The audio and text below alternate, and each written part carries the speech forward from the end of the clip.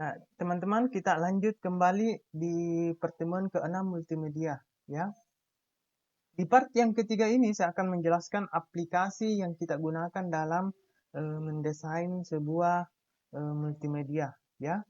Jadi aplikasi multimedia ini adalah aplikasi yang kita rancang serta dibangun dengan menggabungkan elemen-elemen multimedia seperti teks, gambar, animasi, serta video, ya. Jadi ada beberapa aplikasi yang kita gunakan untuk menggabungkan misalnya teks dengan gambar, ya.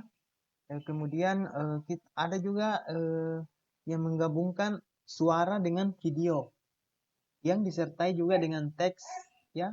Jadi aplikasi-aplikasi ini memiliki fungsi dan perannya masing-masing, ya. Kita lihat satu persatu. Misalnya media player. Ya, kalau media player ini adalah aplikasi atau perangkat lunak yang kita gunakan untuk memainkan informasi dalam bentuk audio dan video.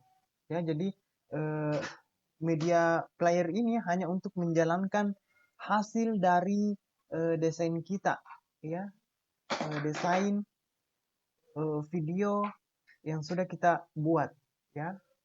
Jadi biasanya aplikasi media player ini sudah bisa untuk memainkan baik informasi audio maupun video, ya. Seperti Windows Media Player, ada Winamp, ya, ada MPC, ya. Terus yang kedua, ada video audio editor, ya. Jadi kita mengedit.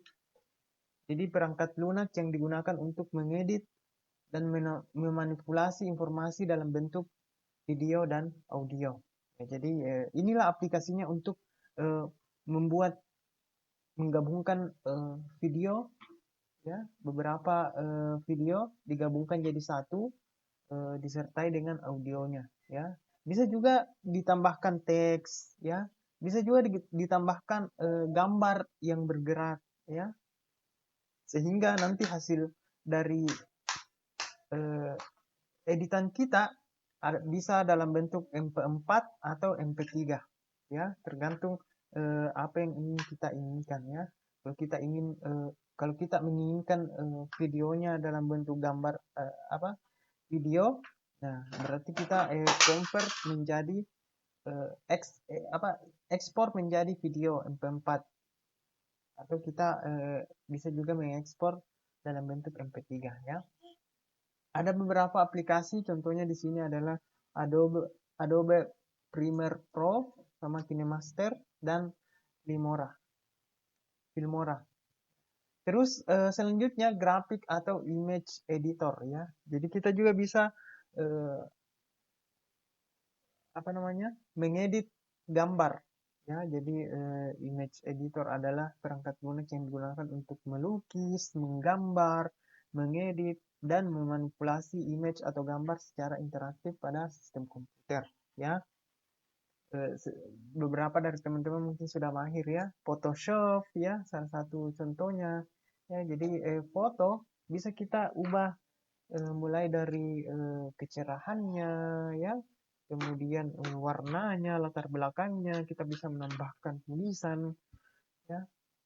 Ada juga Corel Draw, ya, bisa kita mendesain brosur, undangan, flyer, sertifikat, dan sebagainya dengan menggunakan Corel Draw, ya. Ada juga Microsoft Paint, ya, untuk mengedit foto. Ada juga GIMP, ya, untuk mengedit foto. Nah, selanjutnya adalah animasi, ya. Jadi ada juga aplikasi animasi, yaitu perangkat lunak yang kita gunakan untuk membuat, mengedit, dan memanipulasi informasi dalam bentuk animasi, ya. Jadi gambar yang bergerak, ya. Animasi adalah gambar yang bergerak atau video dengan konten gambar yang fiktif, ya. Jadi bukan sebenarnya. Jadi kita buatkan karakter, baru karakter nanti itu dalam bentuk kartun, nanti kita beri dia suara, ya. Nah, aplikasi yang kita biasa gunakan adalah Flash. ya, atau Power Animate. Selanjutnya, grafik 3 dimensi, ya. Ini juga merupakan salah satu perangkat lunak yang kita gunakan dalam membuat, mengedit, memanipulasi informasi dalam bentuk gambar 3 dimensi, ya. Ini biasanya dipakai oleh orang-orang arsitek, ya, untuk mendesain gambar rumah, ya, baik 2 dimensi maupun 3 dimensi. Ya, kalau 3 dimensi kita pakai bisa pakai aplikasi AutoCAD, ya, 3D Max, ya, atau Silo. Ya, seperti ini tampilannya teman-teman, ya, gambar 3 dimensi itu.